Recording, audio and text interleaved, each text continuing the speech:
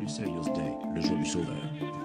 Des centaines de milliers de Noirs américains voient en Farrakhan un nouveau messie, l'homme qui les délivrera du racisme de l'Amérique blanche. Farrakhan, considéré jadis comme l'homme le plus dangereux des États-Unis, est depuis 1986 persona non grata au Royaume-Uni, qui l'accuse d'être antisémite et raciste envers les Blancs.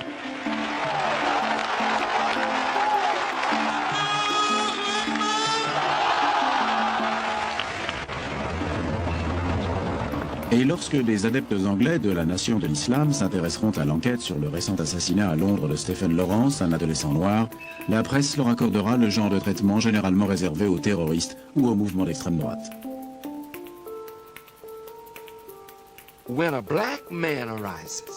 Lorsqu'un noir redresse la tête et menace la suprématie blanche, c'est une réaction presque instinctive. Mon Dieu, cet homme vient détruire notre monde. Non, cet homme vient détruire une idée fallacieuse qui a fait de vous des diables. That America is secretly at war with Islam. Sometimes it's covert, sometimes it's overt, but she does not want Islam to survive.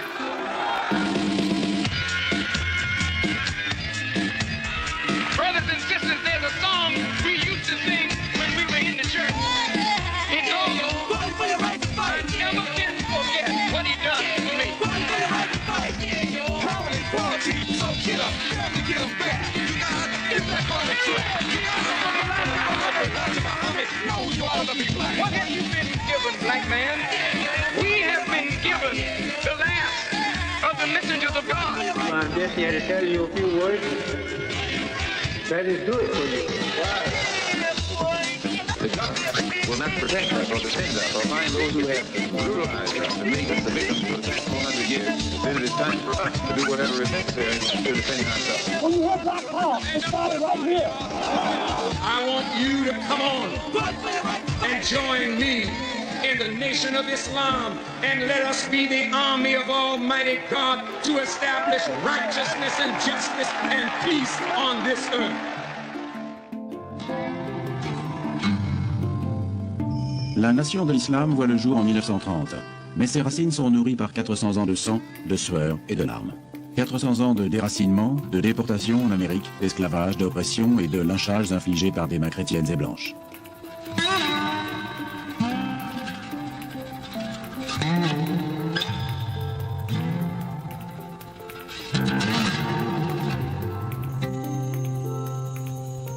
Rien qu'entre 1910 et 1920, près d'un demi-million de Noirs fuient la misère et le racisme du Sud et s'installent dans des villes comme Chicago, où ils retrouvent la même violence et le même racisme qu'ils croyaient avoir laissé derrière eux.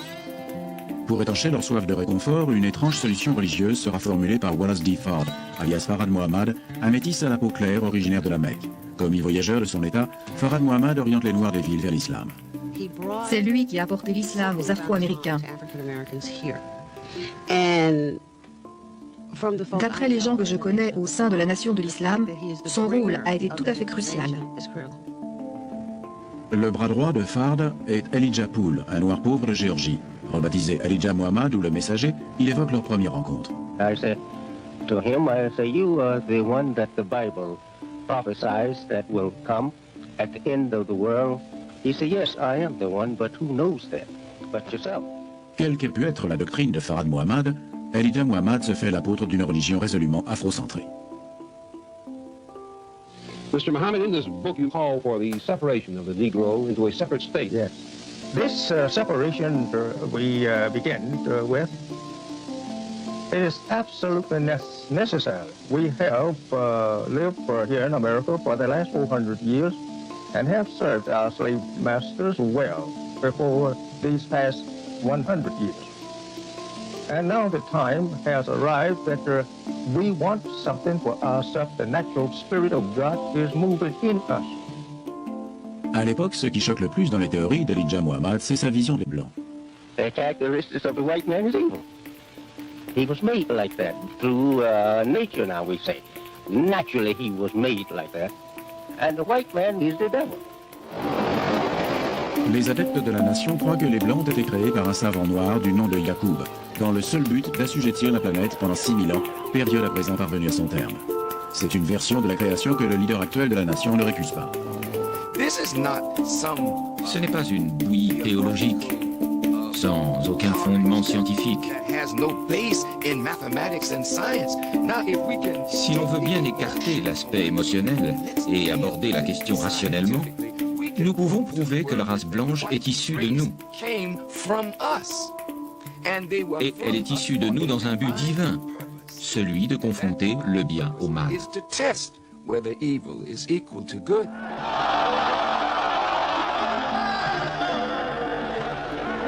La doctrine d'Elijah Muhammad emporte l'adhésion de milliers d'anciens convertis au christianisme. Toutefois, à force de proclamer que Farhad Mohammad était Allah en personne, le messager place la nation en conflit direct avec l'islam orthodoxe. Choque même les plus extrémistes au sein de la congrégation.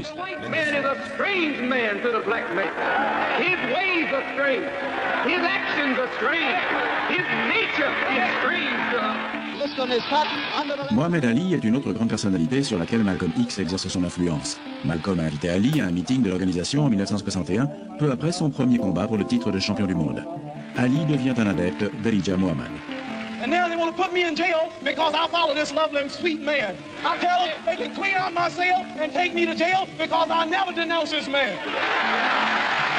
Why do you insist on being called Muhammad Ali now? That's the name given to me by my leading teacher, the Honorable Elijah Muhammad. That's my original name. That's a black man named Cassius Clay, my slave name. I'm no longer a slave. What does it mean? Muhammad means worthy of all praises, and Ali means most high. L'Amérique blanche s'offusque lorsque Ali répudie son nom de baptême. Pourtant, dans le climat racial du début des années 60, son geste est tout à fait pertinent. Malcolm disait que les Blancs étaient des démons, et Martin l'a démontré. Avec Martin, on les a vus lâcher des chiens sur la foule, tabasser les gens. Après ça, on pouvait que se dire, la vache, c'est vraiment des démons.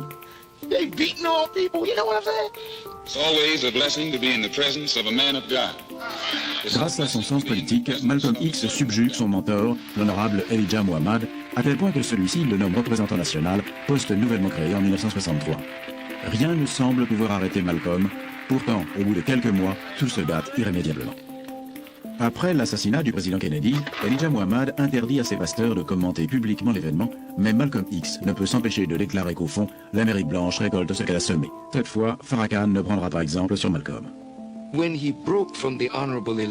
Quand il a rompu avec l'honorable Elijah Muhammad, mon cœur s'est brisé et je l'ai sévèrement critiqué.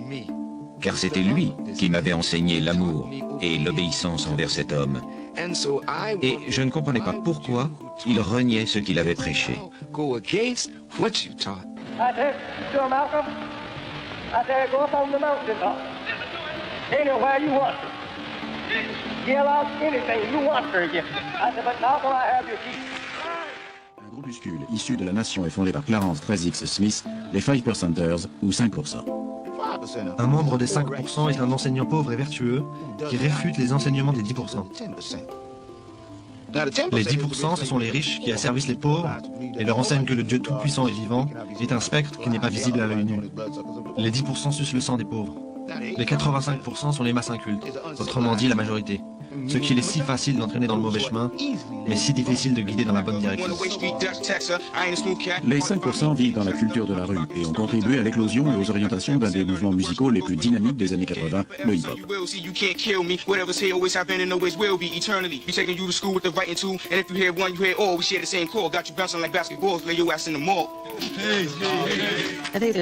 Ils sont essentiels à la culture hip-hop. Je suis capable de dire si c'est un membre des 5%, rien qu'en fonction des thèmes de l'album. La question de la justice entre noir et blanc, des faits de société. Généralement, on arrive à entendre l'influence des 5%. Les Noirs sont de grands hommes, le peuple noir est un grand peuple. C'est le message qu'il faut passer aux jeunes. Nous sommes un grand peuple. Que croyez-vous que les jeunes veulent entendre? La voix du hip-hop reste toujours la voix des laissés pour compte.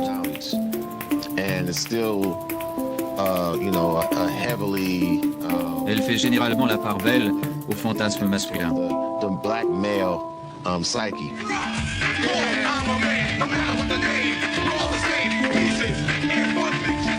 A divine leader, a divine teacher, and a divine guide in the personage of... Pendant ce temps, malgré les rumeurs et les doutes, la nation de l'islam gagne en popularité tout au long des années 70. Je suis devenue musulmane en 1971. Nous devions porter de longues robes et on nous remarquait. Les gens se retournaient sur mon passage quand je descendais la rue dans mon quartier et on était toujours respectés. J'ai adhéré parce que j'avais un besoin lancinant de ces choses que la nation de l'islam était la seule à offrir. Connaissance, sagesse et compréhension. La connaissance de Dieu et la connaissance du diable. I'm so happy to see your smiling faces out there. Let me see yours.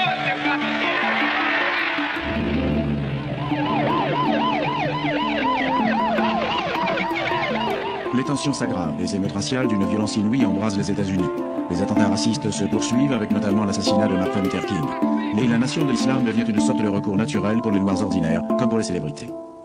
Ladies and gentlemen, Muhammad Ali.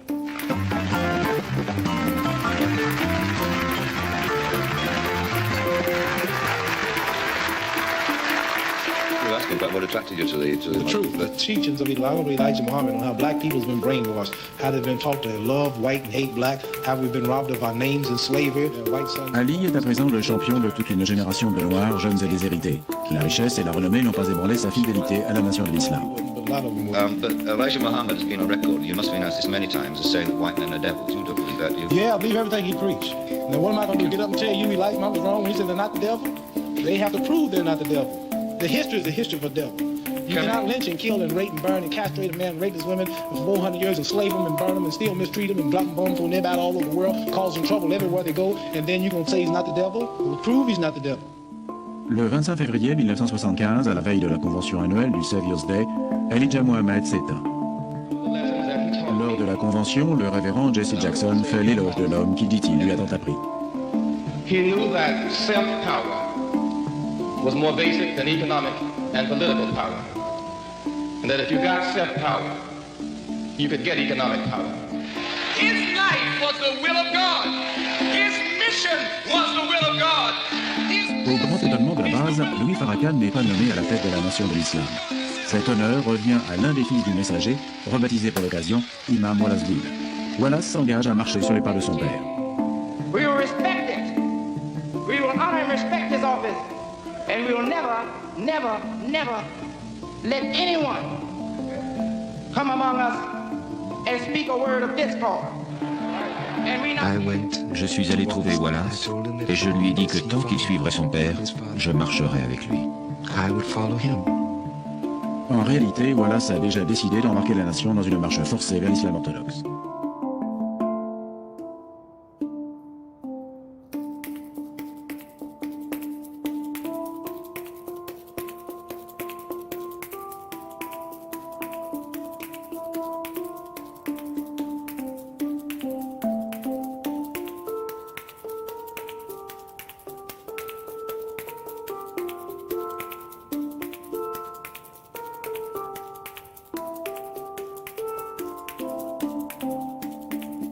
Aller vers les autres.